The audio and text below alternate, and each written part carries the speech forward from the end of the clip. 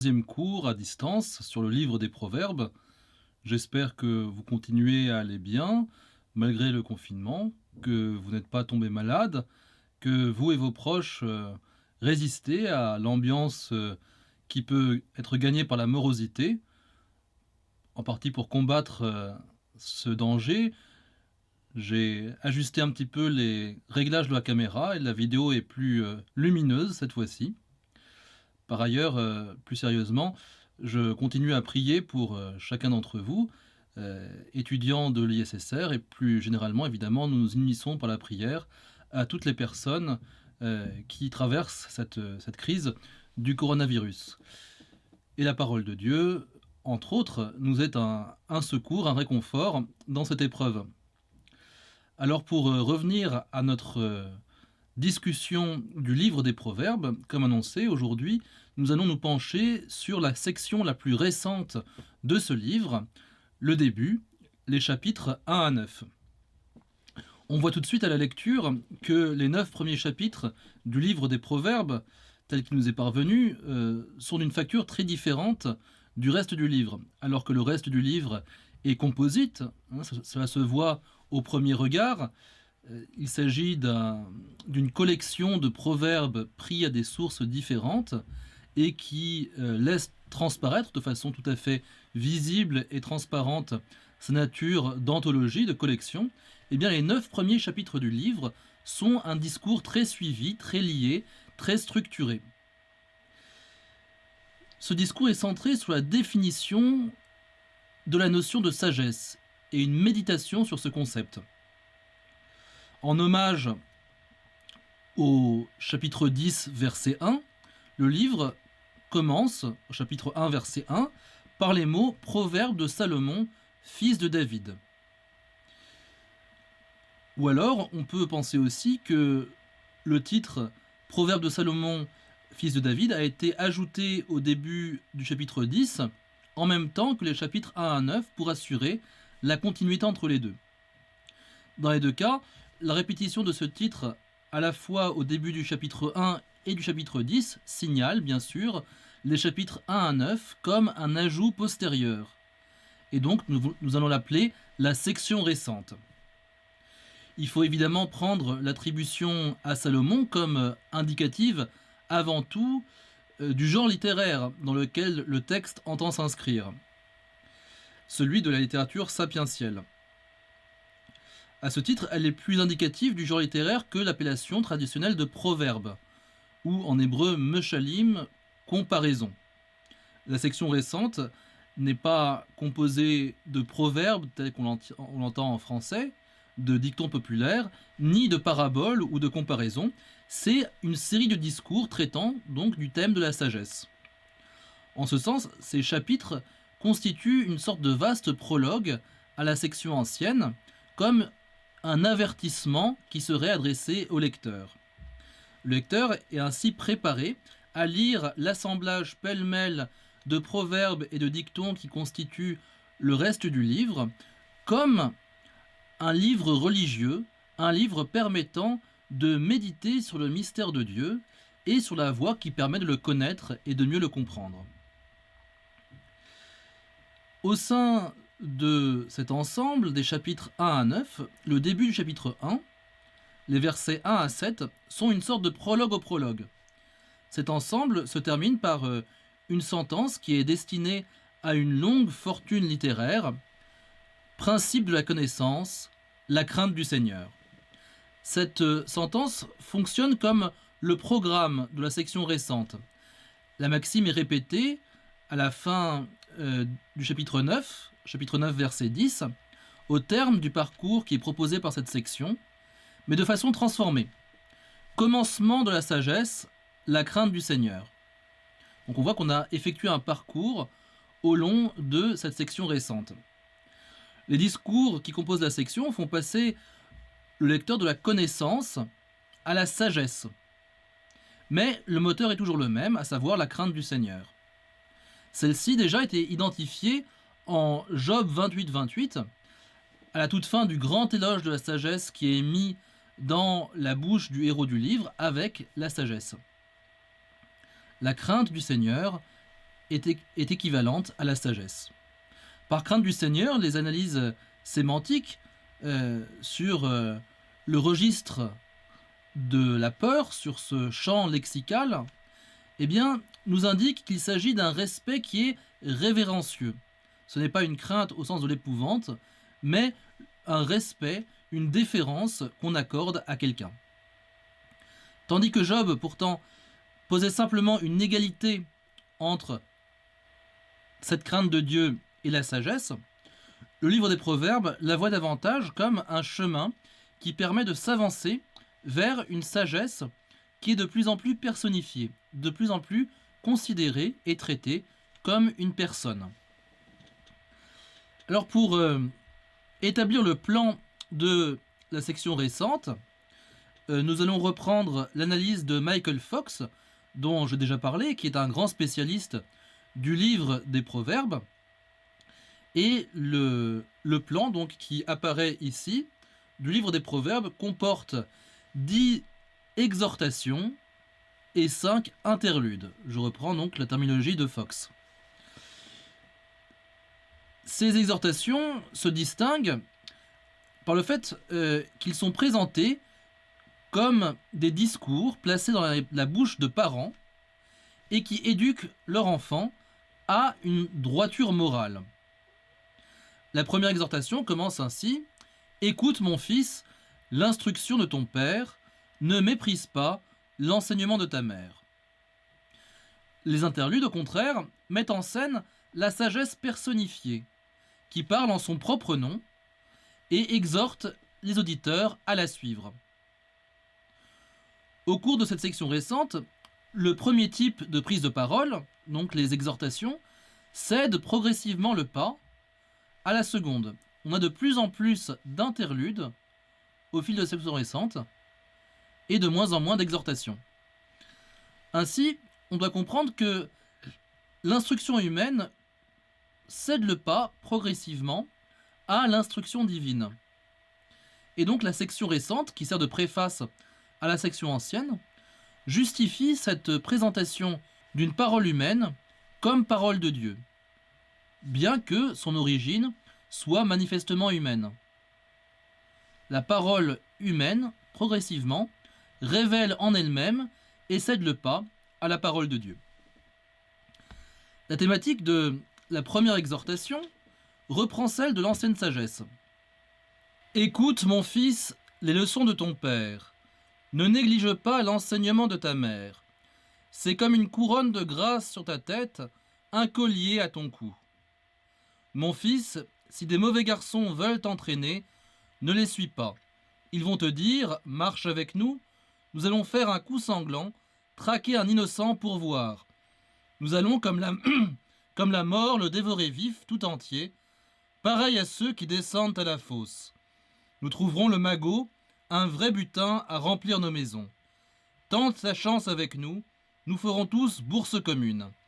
Eh bien, mon fils, ne marche pas avec eux, ne mets pas les pieds sur leur sentier, car ils vont au mal d'un pied rapide, ils ont hâte de verser le sang.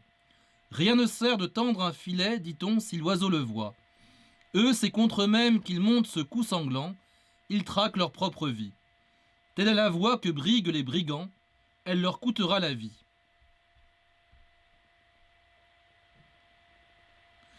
Nous voyons que les thématiques de l'ancienne sagesse sont ici reprises, notamment le psaume 1, « Heureux l'homme qui ne suit pas le conseil des impies, ni dans la voie des égarés ne s'arrête, ni au siège des railleurs ne s'assied. » C'est évidemment voulu de la part de l'auteur de cette section récente du livre des Proverbes de commencer de la même façon que le psautier. Et on voit d'ailleurs que cette section est récente puisque cela suppose que le psautier, tel que nous le connaissons, est déjà constitué. Cette première exhortation est suivie immédiatement du premier interlude. Et on voit la sagesse qui apostrophe les railleurs dont il vient d'être question. « Jusque à quand, ô niais, aimerez-vous la niaiserie? Et les railleurs se plairont-ils à la raillerie? Et les fous haïront-ils le savoir ?» Alors on voit là apparaître 3 catégories de non-sages, et chacune de ces catégories trouvera une réponse Dans le dernier interlude, au chapitre 9, qui conclut la section récente, on voit donc que la section est bâtie comme une problématique au début qui trouve sa réponse à la fin. Dans la section ancienne des proverbes, il n'y avait pas de distinction entre ces catégories. Ils étaient tous traités de la même façon. Par exemple, on lit dans les proverbes chapitre 14, verset 15, « La part des niais, c'est la folie, les gens avisés se font du savoir une couronne. » Donc on met ensemble la niaiserie et la folie. Ce sont des synonymes. Mais on a déjà quelques passages qui suggèrent que le cas des niais est moins désespéré que celui des railleurs. Quand on châtie le railleur, le niais s'assagit. Quand on instruit le sage, il accueille le savoir. Dans la section récente, cependant, il est bien établi que les niais sont la portion des non-sages qui sont susceptibles d'être séduits par la sagesse et qui sont incités à se nourrir des biens qu'elle propose. En Proverbe 9, versets 4 et 5, « Qui est niais, qu'il passe par ici. À l'homme qui manque de sens, la sagesse dit, « Venez, mangez de mon pain, buvez du vin que j'ai préparé. » Ce point de vue se conforme à celui des psaumes les plus récents, les psaumes écrits après l'exil, qui font de la loi le principe d'éducation des simples. La loi du Seigneur est parfaite, réconfort pour l'âme, le témoignage du Seigneur est véridique, sagesse du simple.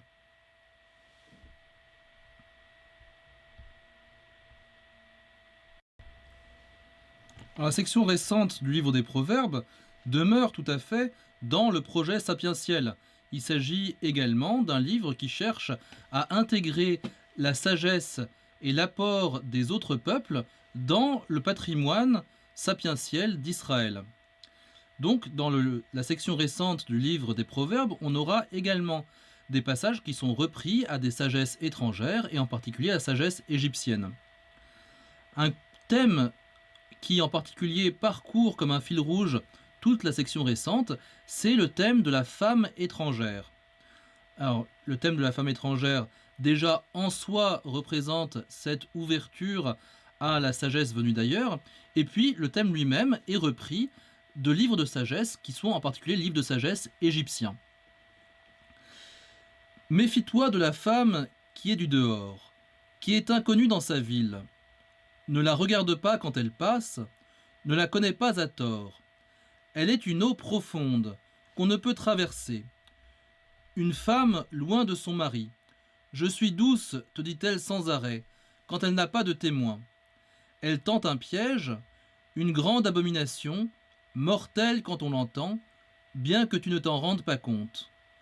On peut être sauvé de toute abomination, sauf de celle-là.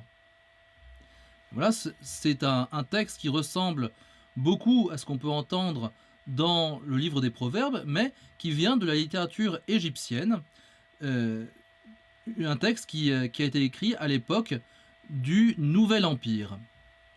On voit la connexion très claire entre cette sagesse égyptienne et les thématiques qui sont reprises dans la section récente du livre des Proverbes. Ici, il s'agit clairement du danger que représente la femme de mœurs douteuses qui risque de ruiner la réputation du jeune homme qui s'associe avec elle. Bien que le sens immédiat des exhortations qui sont présentes dans le livre des Proverbes soit le même, il s'agit d'exhorter les jeunes hommes à ne pas traîner avec des femmes légères, eh bien, la façon dont le thème est présenté invite aussi à d'autres niveaux de lecture.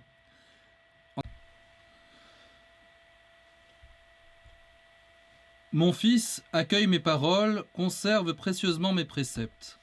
L'oreille attentive à la sagesse, le cœur incliné vers la raison.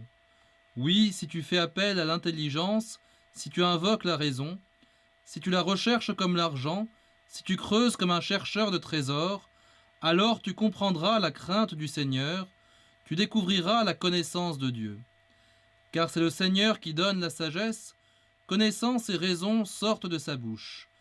Il réserve aux hommes droits la réussite, pour qui marche dans l'intégrité, il est un bouclier. Gardien des sentiers du droit, veillant sur le chemin de ses fidèles. Alors tu comprendras la justice, le jugement, la droiture, seul sentier qui mène au bonheur. Car la sagesse viendra dans ton cœur, la connaissance fera tes délices, la perspicacité te gardera, la raison veillera sur toi. Tu seras préservé des chemins du mal, de l'homme aux propos pervers, de ceux qui délaissent la route droite pour aller sur les chemins de ténèbres. Ils prennent plaisir à faire le mal, ils se complaisent dans la pire des perversités. Leurs routes sont tortueuses, ils ne font que dévier sur leur piste. Tu seras préservé de la femme d'un autre, l'étrangère aux paroles enjôleuses, celle qui a délaissé l'ami de sa jeunesse, oublié l'alliance de son Dieu. Sa maison incline vers la mort, ses détours mènent aux ombres. Quiconque va chez elle n'en reviendra jamais, il n'atteindra jamais la route de la vie. C'est pourquoi il te faut prendre le bon chemin, garder la route des justes. Les hommes droits habiteront le pays, les gens intègres y resteront, mais les méchants seront extirpés du pays, les fourbes en seront arrachés. En effet, la femme étrangère est mise en parallèle du méchant homme dès la seconde exhortation, dont j'indique le plan ici. Donc d'abord l'acquisition de la sagesse, ensuite les bienfaits de la sagesse qui garde du méchant, la sagesse qui garde de la femme étrangère, et la sagesse qui maintient sur le droit chemin. En particulier, dans cette exhortation, le verset 15, « Leurs sentiers sont tortueux, leurs pistes sont obliques », trouve sa réponse au verset 18, « Son sentier penche vers la mort, ses pistes conduisent vers les ombres ». Mais ici, on voit bien qu'il n'y a pas une parfaite symétrie, bien que les versets se répondent l'un à l'autre.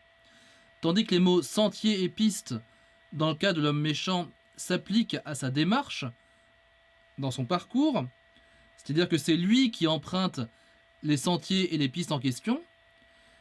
Dans le cas de la femme étrangère, dans le verset 18, c'est elle-même qui est identifiée au chemin et au sentier en question.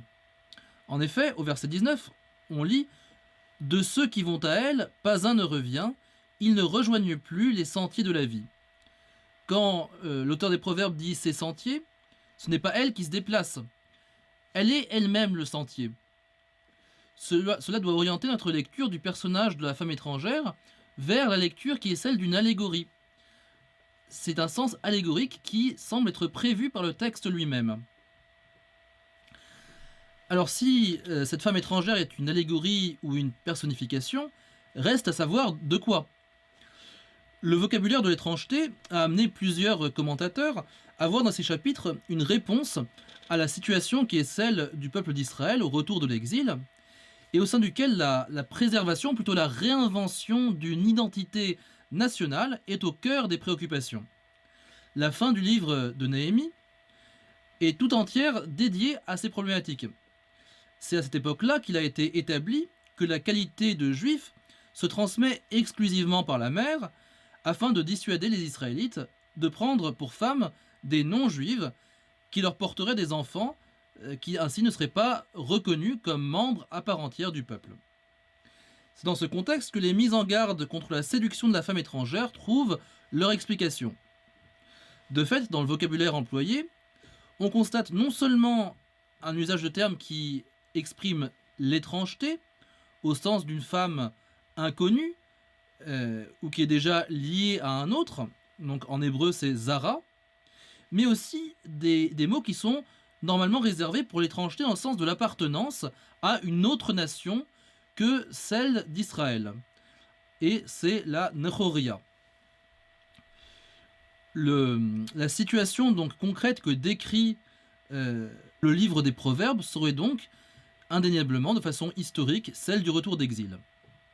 Néanmoins, compte tenu de l'importance du thème de l'adultère dans toute la Bible, pour désigner allégoriquement l'idolâtrie, c'est un thème qu'on retrouve depuis le livre d'Osée au 8e siècle avant Jésus-Christ jusqu'à Ézéchiel au 6e siècle, eh bien, cette problématique doit vraiment être envisagée, cette problématique de la réponse à l'idolâtrie, pour interpréter la figure de la femme étrangère. Dans ce cas, c'est une sorte de renversement de la métaphore. Tandis que chez les prophètes, c'était Israël qui était comparé à une femme infidèle lorsque il s'adonnait à l'idolâtrie, eh bien ici, la femme étrangère elle-même personnifie la tentation. Donc on a affaire à un processus d'externalisation, d'objectivation euh, du mal lui-même, de la tentation. Ça correspond tout à fait à ce qu'on sait de la théologie qui se développe à l'époque perse, où on a un développement de la réflexion sur l'angélologie. Donc il existe dans la littérature religieuse de cette époque une façon de parler des vices en les traitant comme des entités douées de personnalité. Et cela sans doute d'ailleurs sous l'influence et le contact de la religion perse, où les anges à la fois du bien, les Yasata, et les anges du mal, les Daivas, jouent un rôle tout à fait prépondérant. Et cette angélologie va se développer sans cesse depuis la période exilique jusqu'aux 2 ou 3 siècles qui suivent le Christ. On trouve des échos tout à fait forts dans la littérature gnostique, et cela va influencer durablement, évidemment, la religion d'Israël. Donc il se pourrait que cette externalisation, cette personnification de la tentation de l'idolâtrie soit représentée par la femme étrangère dont il est question dans ces passages. Cette personnification de l'idolâtrie, elle atteint son comble dans le dernier interlude, qui met en scène 2 banquets, celui que tiennent de façon parallèle Dame Sagesse et Dame Folie. La sagesse a bâti sa maison, elle a taillé 7 colonnes. Elle a tué ses bêtes et préparé son vin, puis a dressé la table. Elle a envoyé ses servantes, elle appelle sur les hauteurs de la cité, « Vous, étourdis, passez par ici !» À qui manque de bon sens, elle dit, « Venez, mangez de mon pain, buvez le vin que j'ai préparé. Quittez l'étourderie et vous vivrez, prenez le chemin de l'intelligence. Qui corrige l'insolent ne reçoit que mépris, qui reprend le méchant s'en trouve sali. Ne reprends pas l'insolent, il va te haïr, reprends le sage, il t'aimera. Si tu donnes au sage, il devient plus sage, si tu instruis le juste, il progresse encore. La sagesse commence avec la crainte du Seigneur, connaître le Dieu saint, voilà l'intelligence. Par mois se multiplient tes jours et s'augmentent les années de ta vie. Si tu es sage, c'est pour toi que tu es sage. Si tu fais l'insolent, toi seul en pâtiras.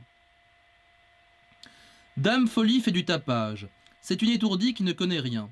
Assise à la porte de sa maison, elle trône sur les hauteurs de la cité, pour appeler les passants qui vont droit leur chemin. Vous, étourdis, passez par ici. À qui manque de bon sens, elle dit, bien douce est l'eau qu'on a volée, savoureux, le pain pris en secret. Elle ne sait pas que des Réphaïm sont là, que ses invités descendent au séjour des morts. Cet interlude, donc, qui occupe l'ensemble du chapitre 9, oppose ces 2 figures féminines, dont l'une est associée à la sagesse et l'autre à la folie. Le banquet de la sagesse occupe les versets 1 à 12 du chapitre 9, et le banquet de la folie occupe les versets 13 à 18. Alors, tous les commentateurs ne sont pas d'accord sur la traduction qu'il faut donner du terme Eshet Kesiliot. Une autre interprétation possible serait la femme de folie. Et c'est une construction qu'on trouve souvent en hébreu, donc nom concret plus complément du nom abstrait est à traduire par, en français, nom plus adjectif. Donc femme de folie égale femme insensée. Donc cela peut aussi s'interpréter de façon tout à fait concrète et non allégorique comme la femme insensée. Donc c'est pas dame folie au sens personnifié, ce serait juste une description de la femme insensée. Alors, contre cet argument, on peut remarquer que la sagesse dont il est question entre les versets 1 et 12 est vraiment, de façon absolument claire, une personnification. La sagesse a bâti sa maison, elle a taillé ses 7 colonnes, elle a abattu ses bêtes, préparé son vin, elle a aussi dressé sa table. L'interprétation de Dame Folie comme personnification de l'idolâtrie est supportée par l'allusion à la mythologie cananéenne qui se trouve à la fin du discours. À l'homme insensé, elle dit « Les eaux dérobées sont douces et savoureux le pain du mystère. Or il ignore qu'il y a là des Réphaïm et que ses invités sont aux vallées du Shéol. » Les Réphaïm, qui sont mentionnés dans d'autres passages de la Bible, sont une référence à des légendes à demi oubliées, mais dont on trouve des traitements très clairs dans la littérature ougaritique. Ce sont des figures qui sont comparables aux fantômes du folklore européen et qui sont souvent mis sur le même plan que les Anakim, qui sont une race de géants dans ce texte ougaritique. Dans la littérature ougaritique, dans le cycle de Baal, on assiste à un banquet où on a le dieu El qui invite ses Réphaïm à son banquet, de la même façon que Dame Folie les invite à son festin dans le livre des Proverbes. On peut émettre donc l'hypothèse d'une mémoire de ce banquet des Réphaïm comme survivance d'une mémoire de la mythologie des textes cananéens qui auraient survécu ainsi en Israël jusqu'à la fin du premier millénaire avant Jésus-Christ. Et donc cela renforce notre interprétation de cette figure de Dame Folie comme une allégorie, ou mieux comme une personnification de tous les comportements mauvais et en particulier de l'idolâtrie. Alors au contraire, si la femme étrangère représente la tentation de l'idolâtrie, la sagesse, elle prend par symétrie les traits de la femme aimée. Trouve la joie dans la femme de ta jeunesse, biche aimable, gracieuse gazelle, en tout temps que ses mamelles t'enivrent, sois toujours épris de son amour. Pourquoi, mon fils, te laisser égarer par une étrangère et enlacer la poitrine d'une inconnue? Alors, les connotations érotiques de ces exhortations sont comparables au poème du Cantique des Cantiques, qui invite à désirer la sagesse d'un amour tout à fait passionnel. Et on voit que le Cantique des Cantiques est lu par l'auteur des Proverbes, en tout cas, comme un livre allégorique qui compare donc l'amour pour la sagesse à cet amour humain et charnel. Il y a un lien intertextuel qui est évident entre les deux livres. On trouve des situations qui sont analogues, comme celle du jeune homme qui épie la bien-aimée à travers un treillis. Donc dans les Proverbes, « Comme j'étais à la fenêtre de ma demeure, j'ai regardé par le treillis, et j'ai vu parmi de jeunes niais, j'ai remarqué parmi des enfants, un garçon privé de sens. Passant par la venelle, près du coin où elle est, il gagne le chemin de sa maison, à la brune, au tomber du jour, au cœur de la nuit et de l'ombre. » On peut comparer ce passage du livre des Proverbes au passage analogue qui se trouve au chapitre 2 du Cantique des Cantiques. « Mon bien-aimé est semblable à une gazelle, à un jeune faon. Voilà qu'il se tient derrière notre mur.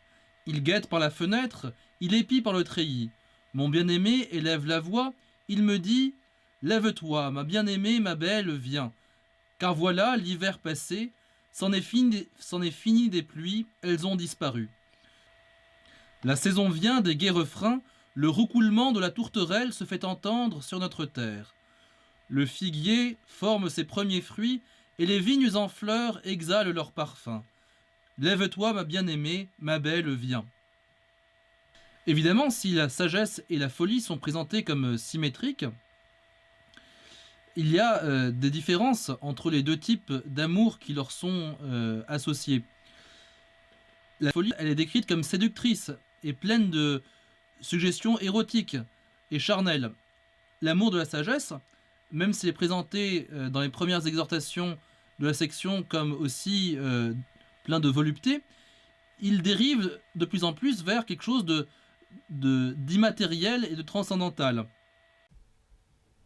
Maintenant est venu le moment de lire et d'entendre prononcer ce bel hymne de la sagesse qui occupe le chapitre 8 du livre des Proverbes et qui répond à l'éloge de la sagesse en Job 28, qui répond aussi au poème de la femme vaillante qui se trouve à la fin du livre, au chapitre 31. C'est un des plus beaux textes de la littérature sapientielle et il faut évidemment l'avoir lu au moins une fois. N'est-ce pas la sagesse qui appelle, la raison qui élève sa voix? En haut de la montée, sur la route, postée à la jonction des chemins, près des portes, aux abords de la cité, à l'entrée des passages, elle clame. C'est vous les humains que j'appelle, ma voix s'adresse aux fils d'Adam. Vous les naïfs, devenez habiles, vous les insensés, devenez raisonnables. Écoutez bien, mon discours est capital, j'ouvre mes lèvres pour dire la droiture. Oui, c'est la vérité que je ne cesse d'annoncer, mes lèvres ont la malice en horreur. Les paroles de ma bouche ne sont que justice, en elles rien d'oblique ni de retors. Toutes sont claires pour qui a l'intelligence, et droites pour qui a trouvé la connaissance. Choisissez mes leçons et non pas l'argent, la connaissance plutôt que leur fin. La sagesse vaut mieux que les perles, rien ne l'égale. Moi, la sagesse, j'habite avec l'habileté, j'ai appris à connaître bien des finesses. La crainte du Seigneur, c'est la haine du mal. Je hais l'orgueil, l'arrogance, le chemin du mal et la bouche perverse. À moi le conseil et l'efficacité, à moi l'intelligence, à moi la vigueur. Par moi, les rois agissent en rois, et les souverains édictent ce qui est juste. Par moi, les princes agissent en princes, tous les chefs ont autorité dans le pays. Moi, j'aime ceux qui m'aiment, ceux qui me recherchent me trouvent. Avec moi, la richesse et la gloire, fortune durable et juste prospérité. Mon fruit est meilleur que l'or fin, ce qui vient de moi, meilleur qu'un argent purifié. Sur le chemin de la justice, je m'avance, sur le sentier du droit. Je donne un bel héritage à ceux qui m'aiment, je remplis leurs trésors. Le Seigneur m'a faite pour lui, principe de son action, première de ses œuvres depuis toujours. Avant les siècles, j'ai été formé, dès le commencement, avant l'apparition de la terre. Quand les abîmes n'existaient pas encore, je fus enfanté. Quand n'étaient pas les sources jaillissantes. Avant que les montagnes ne soient fixées, avant les collines, je fus enfanté. Avant que le Seigneur n'ait fait la terre et l'espace, les éléments primitifs du monde. Quand il établissait les cieux, j'étais là. Quand il traçait l'horizon à la surface de l'abîme, qu'il amassait les nuages dans les hauteurs et maîtrisait les sources de l'abîme. Quand il imposait à la mer ses limites, si bien que les eaux ne peuvent enfreindre son ordre, quand il établissait les fondements de la terre. Et moi je grandissais à ses côtés, je faisais ses délices jour après jour, jouant devant lui à tout moment, jouant dans l'univers sur sa terre, et trouvant mes délices avec les fils des hommes. Et maintenant, fils, écoutez-moi, heureux ceux qui gardent mes chemins. Écoutez l'instruction et devenez sages, ne la négligez pas. Heureux l'homme qui m'écoute, qui veille à ma porte jour après jour, qui monte la garde devant chez moi. Qui me trouve à trouver la vie, c'est une bienveillance du Seigneur. Qui m'offense me fait tort à soi-même. Me haïr, c'est aimer la mort. On assiste à un glissement dans la relation entre la sagesse et le Seigneur. Dans les premiers chapitres de la section, on dirait qu'elle n'a pas de personnalité propre et que c'est simplement un attribut de Dieu. C'est le Seigneur qui donne la sagesse, de sa bouche sortent le savoir et l'intelligence. Mais peu à peu, à mesure que la sagesse commence à prendre la parole en son nom propre, on constate là aussi un glissement. Et la relation entre elle et Dieu devient une relation d'engendrement. Ce glissement est en partie permis par la polysémie du terme kana en hébreu, dont le sens premier, qui est attesté anciennement au 2e millénaire avant Jésus-Christ par l'épigraphie ougarétique, encore et toujours cette ville qui, par l'archéologie, nous livre des éclairages sur le sens des mots en hébreu. Donc ce verbe, anciennement, signifie produire ou créer. Et on en voit encore quelques usages en hébreu dans ce sens, dans les textes les plus anciens. À partir de ce sens premier, de produire ou de créer, on a deux sens dérivés qui apparaissent. D'une part, le sens acquérir ou acheter, donc au sens commercial. Et il se trouve très souvent dans les livres sapientiaux pour désigner l'acquisition de la sagesse. Et le deuxième sens, celui d'engendrer, se rencontre aussi très couramment dans les textes de l'hébreu classique, notamment dans la Genèse, où il est employé pour fournir une étymologie au nom de Caïn. L'homme connut Ève, sa femme, Elle conçut et enfanta Caïn, et elle dit « J'ai acquis un homme de par le Seigneur ». Alors ce double sens se retrouve au verset 22 du chapitre 8, quand la sagesse déclare « Le Seigneur m'a créé ou acquise ou enfantée, prémisse de son œuvre, avant ses œuvres les plus anciennes ».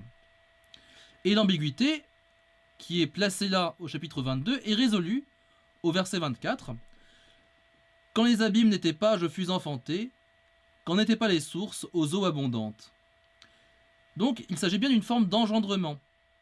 Et les pères de l'Église qui ont commenté ces passages l'ont bien saisi lorsqu'ils ont vu, dans ce chapitre 8 du livre des Proverbes, un début de réflexion sur la Trinité. Contrairement à ce qu'on lit parfois, donc c'est pas une lecture forcée du texte, de voir là un début de théologie trinitaire, puisque le judaïsme de cette époque, la fin de l'époque perse et le début de l'époque hellénistique, était en pleine évolution dans sa compréhension de la nature de Dieu, et glisse d'une vision qui est très monolithique, très unipersonnelle, à la perception d'une dynamique interne au sein de la divinité. L'absolue unité de Dieu, sur laquelle on insistait évidemment jusque-là, maintenant est ressentie comme un obstacle à la recherche spirituelle de Dieu. Et donc la sagesse apparaît comme une sorte de fille du Seigneur, avec laquelle l'homme peut entrer en relation, et une relation qui est une relation sponsale, une relation d'époux à épouse. « Je fus un fils pour mon père, tendre et unique aux yeux de ma mère. Or, il m'enseignait en ces termes. Que ton cœur retienne mes paroles, observe mes préceptes et tu vivras. Acquiert la sagesse, acquiert l'intelligence, ne l'oublie pas et ne t'écarte pas des paroles de ma bouche. Ne l'abandonne pas, elle te gardera, aime-la, elle veillera sur toi. Commencement de la sagesse, acquiert la sagesse. Au prix de toutes tes acquisitions, toujours la même racine, acquiert l'intelligence, étreins-la et elle t'élèvera. Elle fera ta gloire si tu l'embrasses. Sur ta tête, elle posera un diadème de grâce, elle t'offrira une couronne d'honneur. On retrouve ici la même idée que dans le poème de la femme vaillante, où c'est cette femme vaillante, donc allégorie discrète de la sagesse, qui confère à son époux le respect et la considération de toutes les personnes dans la ville. Ici, c'est vraiment une sagesse personnifiée que l'homme est appelé à épouser de façon symbolique. Et donc à la fois la sagesse est produite ou engendrée par l'esprit humain, avec cette racine kana, et à la fois elle est quelque chose qui lui est donné par le Seigneur, comme un homme d'âge mûr peut donner en mariage sa fille à un jeune homme qui débute dans la vie. Il y a à la fois cette production de la sagesse par l'esprit humain et cette réception comme don de Dieu. On peut comparer cette image sponsale qui est dans le livre des Proverbes avec celle qui est dans les livres d'avant l'exil. Évidemment, dans les livres d'avant l'exil, il y avait déjà cette image d'époux à épouse pour décrire la relation entre Dieu et l'homme. Mais c'était une relation très patriarcale où le mari a des droits absolus sur la femme et peut la châtier si son comportement est adultère. Ici, d'abord, c'est l'homme qui joue le rôle du mari, et la sagesse qui joue le rôle de la femme, et on voit que cette relation est beaucoup plus égalitaire. Le mari et la femme sont bien davantage sur un pied d'égalité. L'homme, en épousant ou en acquérant la sagesse, entre avec celle-ci dans une relation où elle est la cause de l'élévation de son mari, mais aussi où l'homme fait fructifier le don reçu. Le verset 7 décrit une sorte de cercle vertueux où d'abord l'homme acquiert la sagesse, puis au prix de cette acquisition en fait une seconde, celle de l'intelligence, qui est présentée comme une forme plus élevée de cette même sagesse. Donc par cette cultivation de la sagesse, Dieu élève l'homme et l'homme accroît la présence de Dieu en lui. Alors dans ce livre qui, on s'en rend compte, est quasiment tout entier une description de la relation de plus en plus profonde entre Dieu et l'homme, il y a quelque chose qui semble manquer, c'est le moyen concret que le Dieu d'Israël a pris pour entrer en relation justement avec ce peuple, avec cette humanité. En effet, on voit que un mot qui brille par son absence dans le livre des Proverbes, c'est le mot de loi, le mot de Torah. Alors, le mot Torah, il apparaît dans le texte à plusieurs reprises, mais il n'a pas le sens de la loi de Moïse. Il a uniquement son sens étymologique d'enseignement.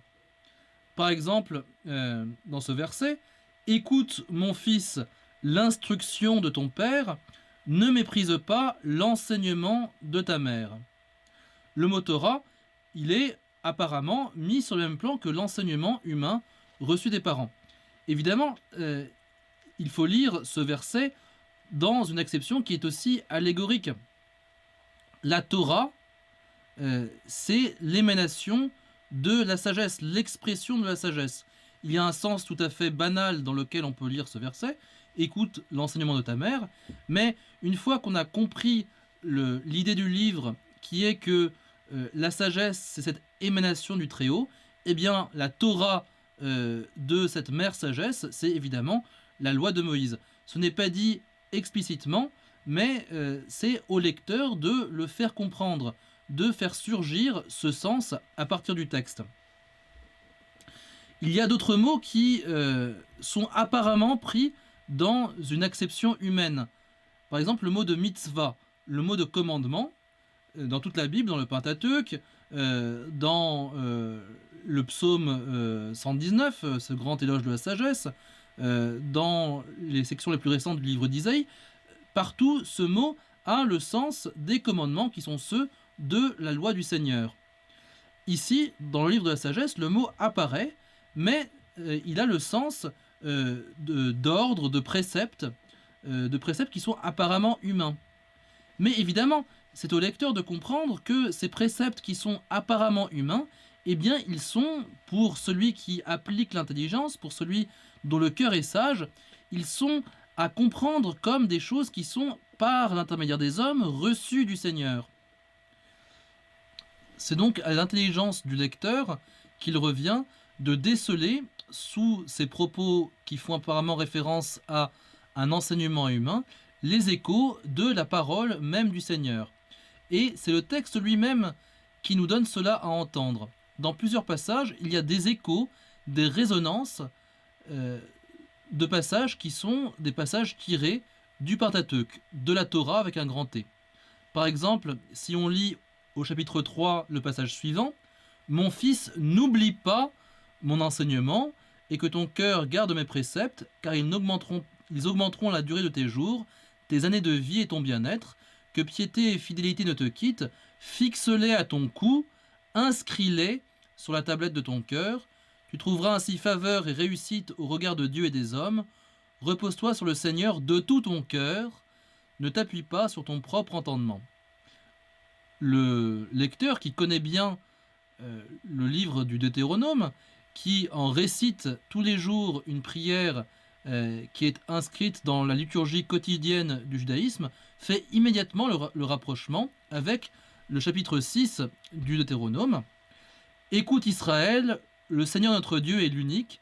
Tu aimeras le Seigneur ton Dieu de tout ton cœur, de toute ton âme et de toute ta force.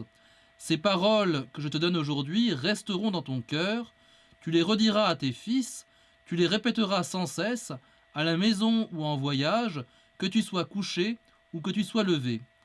Tu les attacheras à ton poignet comme un signe, elles seront un bandeau sur ton front. Tu les inscriras à l'entrée de ta maison et aux portes de ta ville. » Donc, on voit par les verbes qui sont employés, par les échos du vocabulaire, une allusion immanquable à cette prière très connue. Et cet hommage qui est fait au Deutéronome, qui est mis en parallèle donc avec la présence aussi d'un matériau d'origine étrangère, comme on l'a vu, en provenance de l'Égypte, eh bien, cette alliance, cette fusion entre les deux sources contribue au projet qui est celui du livre des Proverbes de présenter une sagesse qui est universaliste et qui fusionne la sagesse étrangère avec la sagesse reçue en propre par Israël. Alors jusqu'où va cet universalisme du livre des Proverbes, de cette section récente? On a vu que, sans nul doute, il y avait l'intégration de la sagesse égyptienne. Mais certains chercheurs ont voulu voir dans cette section également des échos de la sagesse grecque. Alors l'époque s'y prêterait, on est soit à la fin du 5e siècle, soit au début du 4e, et déjà le rayonnement de la philosophie grecque dans l'Empire perse est très bien attesté. On sait que des voyageurs grecs sont allés dès le 5e siècle s'installer à la cour des souverains achéménides, des souverains dans l'Empire perse, dont, il faut le rappeler, évidemment, Israël est une province, le Yéhoud, une province de l'Empire perse. On a Hérodote, par exemple, qui a séjourné à la cour des souverains perses.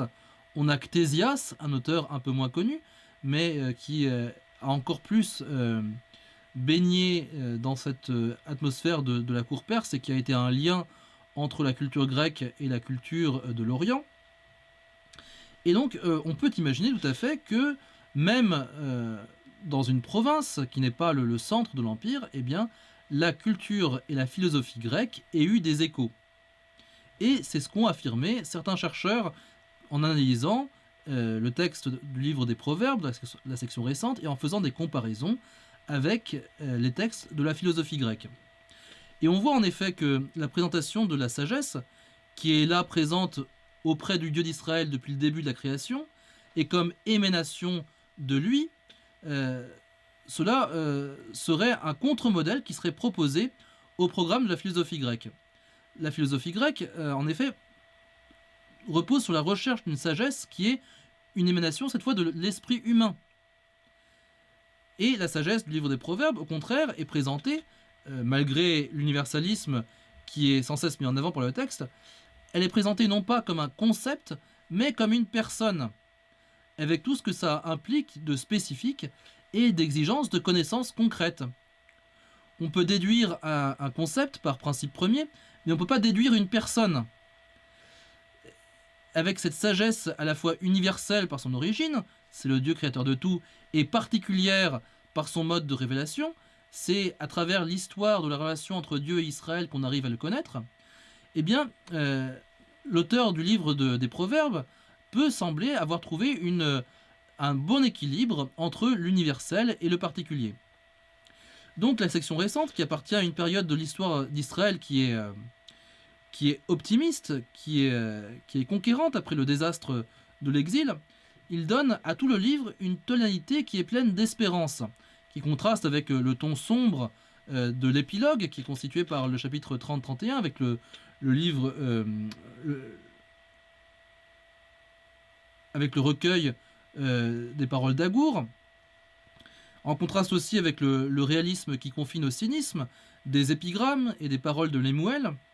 Et surtout, elle invite à lire en clé allégorique l'ensemble du livre, y compris les proverbes de la section ancienne, de la même façon aussi que le chant de la femme vaillante qui conclut le livre. Donc avec en main ce texte programmatique, Israël commence à se donner les outils nécessaires pour affronter un phénomène qui va être le problème de toute la fin du corpus des livres sapientiaux, le problème de l'hellénisation. Comment réagir face à cette déferlante de la culture grecque qui menace d'effacer l'identité spécifique du peuple d'Israël? On voit donc les débuts du traitement de cette problématique dans la section récente du livre des Proverbes, mais ce sera la préoccupation de plus en plus constante et prégnante des livres sapientiaux à partir de la fin du IVe siècle. Et on en verra les effets à partir du cours de la semaine prochaine, à partir du cours de la fois prochaine, qui concernera le livre de l'Ecclésiaste. Alors, je ne sais pas exactement quand aura lieu ce cours. On est en discussion avec le secrétariat de la faculté. Évidemment, en temps normal, il y aurait eu la coupure des vacances de Pâques. On ne sait pas trop si, dans les circonstances actuelles, ça a un sens, puisque tout le monde est confiné, de proposer cette coupure de 2 semaines. Donc peut-être que la reprise des cours aura lieu après les vacances de Pâques, comme c'était prévu initialement. Peut-être qu'on reprendra immédiatement après la Semaine Sainte, euh, quitte à faire une période de vacances un peu plus prolongée à la fin du confinement. Ça dépendra évidemment en grande partie euh, de la tournure que vont prendre les événements dans les jours et les semaines à venir, ce que évidemment on ne peut pas prévoir à l'avance. En tout cas, quoi qu'il en soit, puisque il n'y aura pas cours en tout cas la semaine prochaine, la semaine sainte, je souhaite à tous une bonne semaine sainte malgré les circonstances. Nous allons vivre les 3 jours du Triduum, de la mort et de la résurrection du Christ. Évidemment, dans les temps qui sont les nôtres actuellement, on pourrait être tenté de se concentrer davantage sur l'aspect de la mise au tombeau euh, et de ce qu'il y a de plus sombre dans ce drame liturgique du Triduum. Mais n'oublions pas qu'à la fin, il y a la résurrection. Et donc, je vous souhaite d'ores et déjà à tous une bonne fête de la résurrection, de la sortie du tombeau, de la fin du confinement. Et je vous invite à rester tous entre nous unis par la prière, que cette lecture des livres de sagesse, de la sagesse qui se révèle à nous par le biais de l'Écriture sainte, soit pour tous une source de consolation et d'espérance. Alors pour la prochaine fois, de façon plus concrète, je vous invite à lire de façon assez détaillée le livre de l'Ecclésiaste. C'est un livre qui est assez bref, donc on peut facilement le lire en entier, et de le préparer donc pour la reprise de nos cours qui adviendra je ne sais pas quand, mais qui en tout cas sera pour nous l'occasion à nouveau de nous plonger dans cette parole de Dieu, dans le livre Sapientio, qui est encore une fois pour nous tous source de joie et de consolation.